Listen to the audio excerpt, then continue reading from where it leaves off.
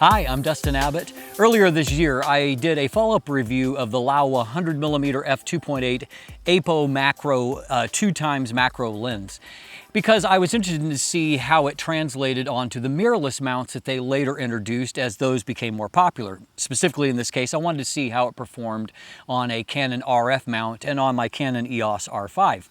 I gave the lens a very positive review, so much so that I ended up buying one myself because I really enjoyed the performance, and frankly, I came away a little bit disappointed with some of the attributes of the Canon 100 RF 100mm macro lens in its price, but also some areas where it just left me less than overwhelmed.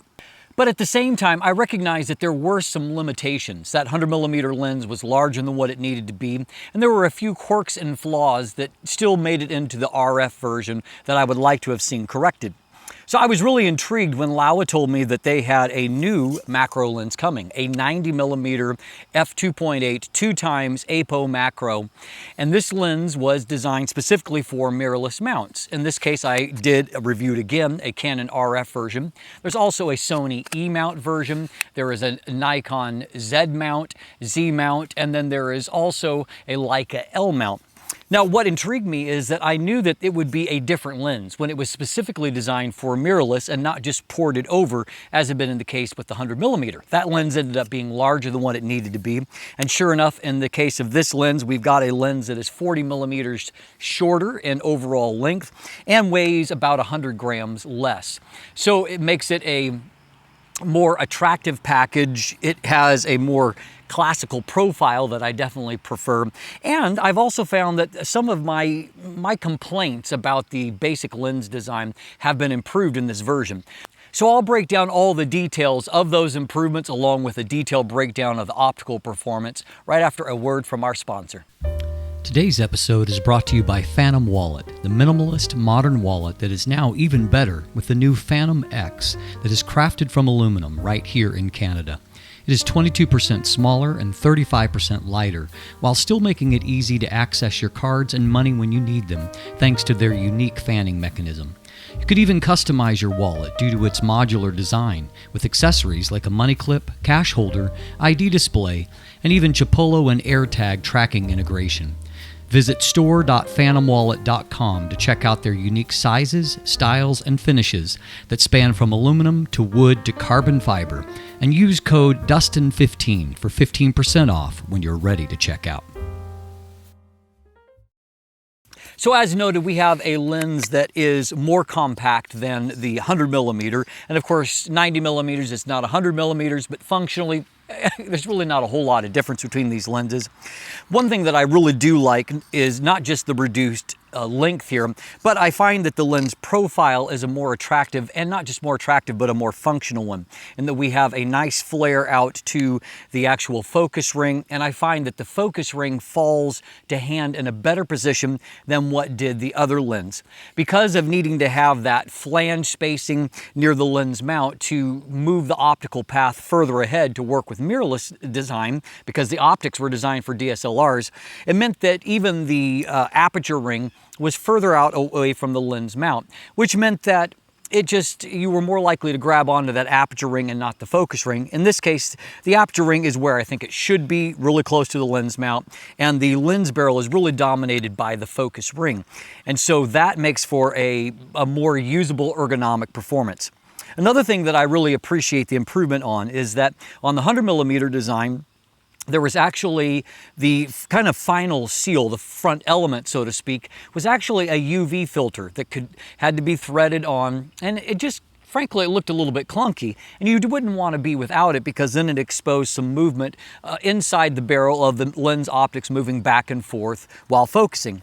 Now the same is true here in terms of there is a lot of movement inside the lens of the focusing group moving front and forwards, but in this case we actually have a fixed front element near the front, which I think is going to help with the overall sealing, and it also makes for a more cohesive lens design. As before, we have a 67mm front filter thread up front. And as before, the weak link here is, in terms of the physical design, is the lens hood, which is plastic. Everything else here is metal and glass, and it is really, really fantastic.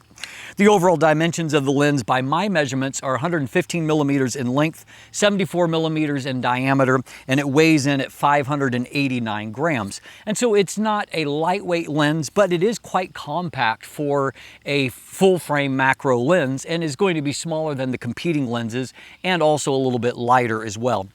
I also appreciate the fact that another improvement that Laowa has made is that not only is the feel of the focus ring improved, it is better damped, it is smoother feeling. I think the weight is about right here. But beyond that, I also note that the focus throw distance is improved. And I had a serious complaint that there really wasn't enough of a focus throw outside of the macro range. And so when you got beyond macro range, you really didn't have a lot of room to focus from basically 1 meter to infinity. And it's not like there's a massive amount of range here now, but there is, I think, a more appropriate amount. And so I estimate there is probably about 50 or 60 degrees more focus throw here. And to me, it's just about perfect. It's not so long that you just have to rotate and rotate, but neither is it so small that it makes focusing difficult. And so I found that, doing things like focus pulls, manual focus pulls in video, I was able to do those nice and smoothly with a lot of finite control. And you can see that when I'm moving slow, you can see a very gradual movement.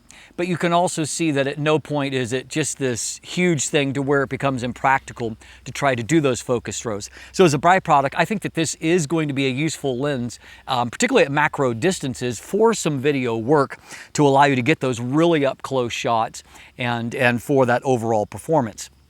And so, again, I really, really like that design. I also appreciate the fact here that the aperture ring, there is softly defined detents, but kind of in between the detents for the various apertures, there is plenty of room there where you could select a partial aperture. And so, in some ways, it gives you some finite control. It also is not quite a declicked feeling, but it's not far off either. I feel like I could do an aperture rack here fairly smoothly without any kind of major difficulty. As before, there are no electronics, unfortunately, nor is there any weather sealing. Though again, I consider this to be a slightly better design as far as sealing in the fact that it, has an actual front element here. The overall aesthetic of the lens is really quite beautiful. It's that anodized, metallic finish on it with the actual etched in and then painted distance markings and aperture markings. And so it feels like a premium lens outside of the lens hood, which feels a little bit cheap. Everything else here, though, feels really, really quite nice. One other thing that is definitely worth noting is that it has a gorgeous 13-bladed aperture that it itself, I think, is photo worthy because it maintains a really circular shape and the aperture blades look really lovely when it is stopped down. And so a very nice feeling lens, a nice focusing lens, and thanks to all the focusing aids on mirrorless bodies, I had no problem getting accurate focus results throughout my review series. I had very few throwaway images that I felt weren't focused properly, and so I was just generally pleased with the performance. And by the way, the Canon EOS R5 is a great body for this. It has an amazing viewfinder and a great LCD screen, and so either one that you're using, because the lens is so incredibly sharp, you can really visually see that. And if you use the focus overlay, it's nice and fine, and so you can really nail focus. Also, of course, having the ability to use the in-body image stabilization means that most of the images that I show you in this review, other than some macro and then my test shots, were actually shot handheld. And that's, of course, an added benefit to have that flexibility of using the lens on the move. So let's talk about the optics of this lens. This is an apochromatic lens, which means that apochromatic is a different optical design than most lenses. It's typically a little bit more of an expensive process to develop. But what it does is it allows colors to be focused more equally. As a byproduct, you end up with basically eliminating all fringing, as we're going to see, chromatic aberrations, and an incredible amount of contrast and pop to images. And this lens definitely really holds up in that area. Let's dive in and let's take a look. So the first and most obvious advantage of this lens is that it has, rather than just a 1 times times macro magnification, or a 1-to-1 magnification. We have a 2-to-1 times magnification. So as I toggle back and forth, you can see there's a huge difference between 1 and 2 times. And what's very important here is that, as you can see, we're not losing image quality at the 2 times magnification. There is a massive amount of detail that is being captured there. And so it's not a gimmick here. This is definitely a very usable feature of the lens. As with the 100mm macro, there really isn't a whole lot to correct here when it comes to distortion, and there is a bit of vignette, but nothing too severe.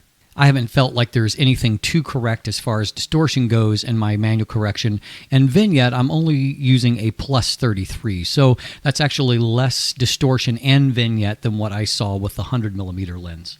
One of the huge advantages of an apochromatic design is that all the colors focus more consistently, and so you end up with much lower instances of chromatic aberrations. And so even at in very demanding situations like these water droplets, you can see that as we transition either to focus or on to defocus, you can just see that there are no chromatic aberrations. Great detail. No chromatic aberrations. It looks fantastic. And that's really important if you've got like really shiny surfaces. So this is actually like the light sensor on an old Spotmatic camera.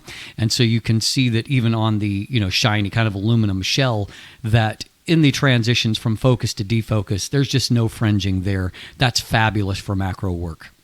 Likewise, I saw no evidence of lateral chromatic aberrations near the edge of the frame. You can see that as we look at these, kind of transition zones right near the edges up at high contrast areas, there's nothing to see there as far as fringing. Obviously, depth of field is affected here, and you can see that the detail, as you're going to see from this lens, is just fantastic.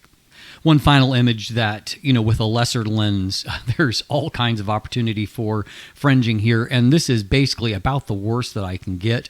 And that's really more of a little bit of a kind of a flare response there. But you can see that in all of these high transition areas, the detail is just fantastic.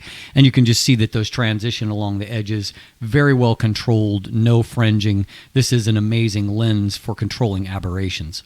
As we saw with the 100mm macro, this lens, even on a high-resolution 45-megapixel sensor, this is the Canon EOS R5, it produces a pretty close to flawless performance. Here in the center of the frame, you can see massive amounts of detail and contrast. If we transition towards the mid-frame, it looks exceptional.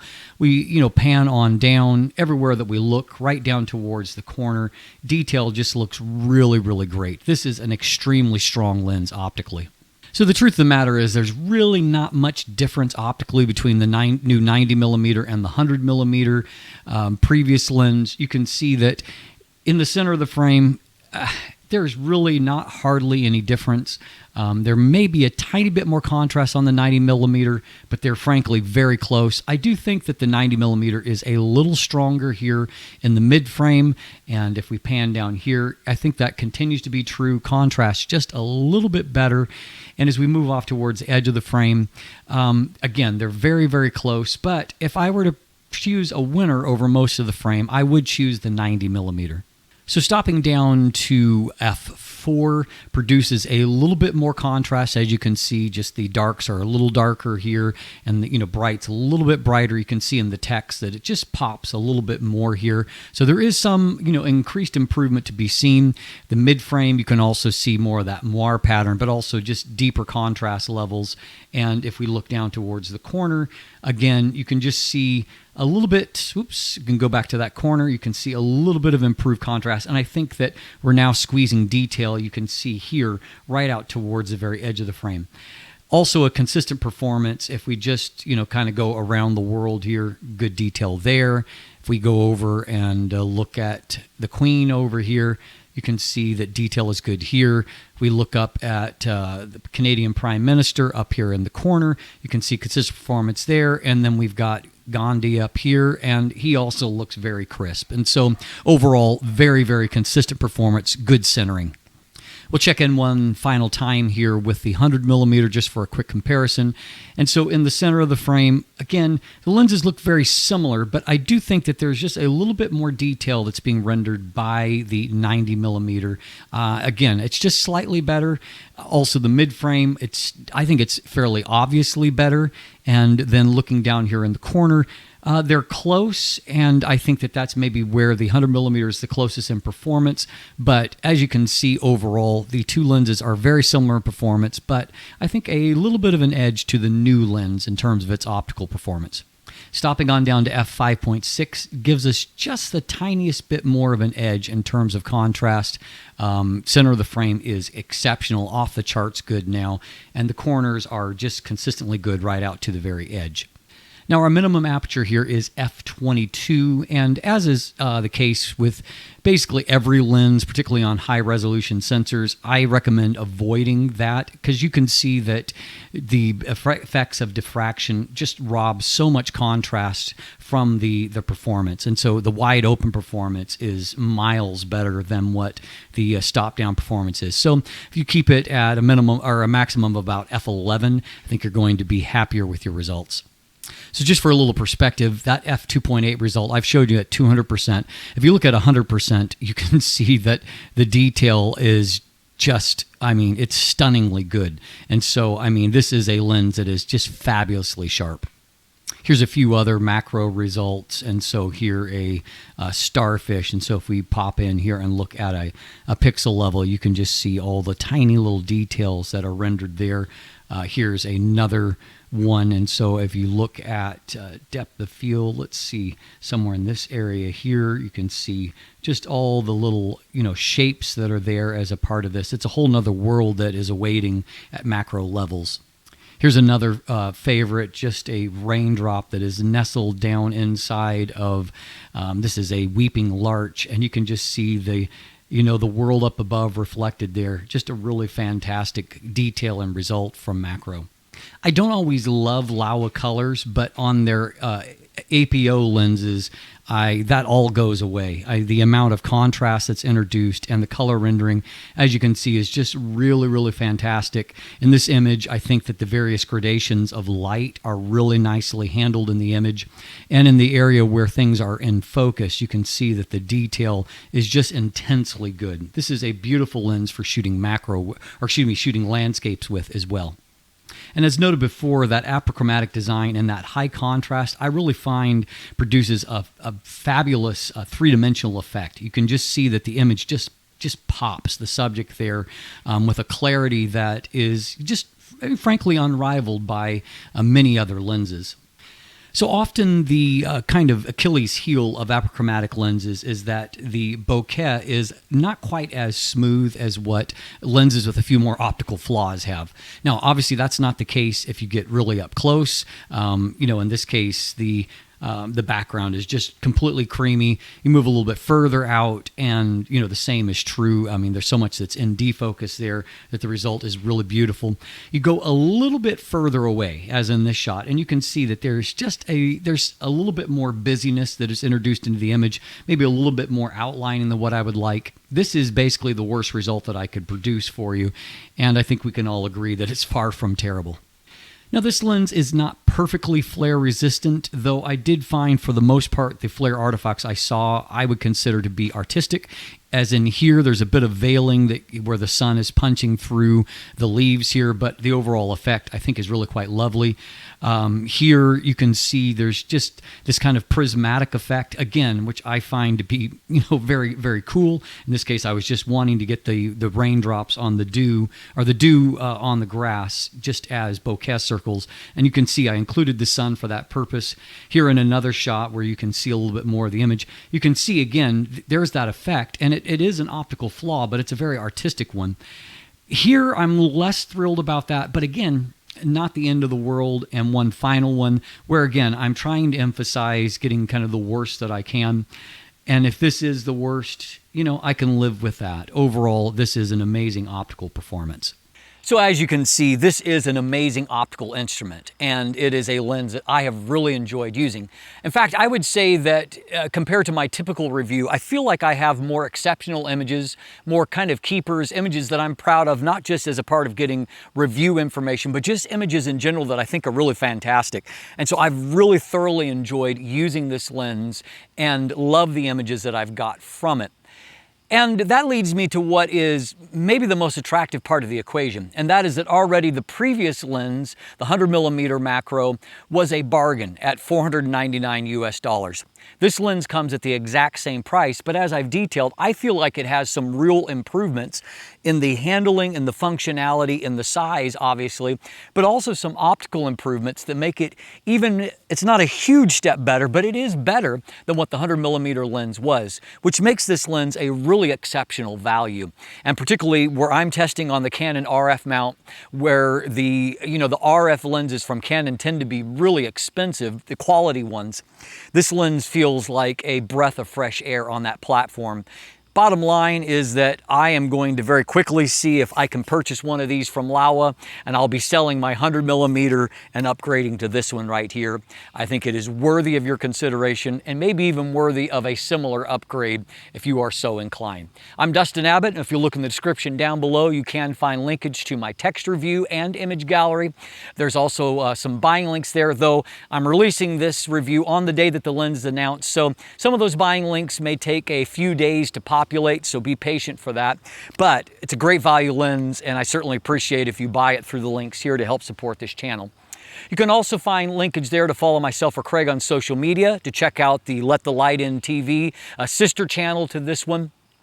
You can also get channel merchandise, become a patron, and of course, if you haven't already, please click that subscribe button right here on YouTube. Thanks for watching, have a great day, and let the light in.